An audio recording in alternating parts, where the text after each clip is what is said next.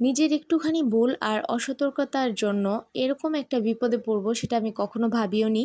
যাই হোক, এবারের এই ভুলটা থেকে অবশ্যই আমি অনেক বড় একটা শিক্ষা পেয়েছি। আর এটা আমি অবশ্যই সবসময় এখন থেকে মেনে চলবো বা আমার খেয়াল রাখবো আমি এই ভুলটা যেন আর কখনো না হয়।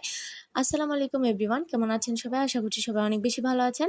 তো ভুলটা কী ছিল সেটাই মূলত আজকের এই ভিডিওতে জানতে পারবেন। আশা করছি ভিডিওটা আপনাদের কাছে ভালো লাগবে। আর ভালো লাগলে প্লিজ আমার পেজটিতে ফলো দিতে ভুলবেন না।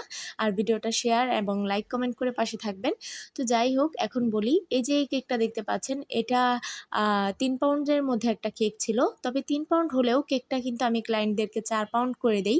তার পিছনে আরও একটা কাহিনী আছে। কাহিনীটা হচ্ছে, আমি যখন নিচের পার্টটা করি, নিচের পার্টটা যখন আমি 2 পাউন্ডসের মধ্যে করি আর উপরেরটা যখন আমি 1 পাউন্ডে করি, তখন নিচের পার্টটা আমার কাছে খুবই ফ্ল্যাট লাগছিল।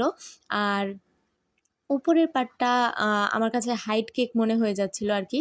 তো এটার কারণ হচ্ছে, আমি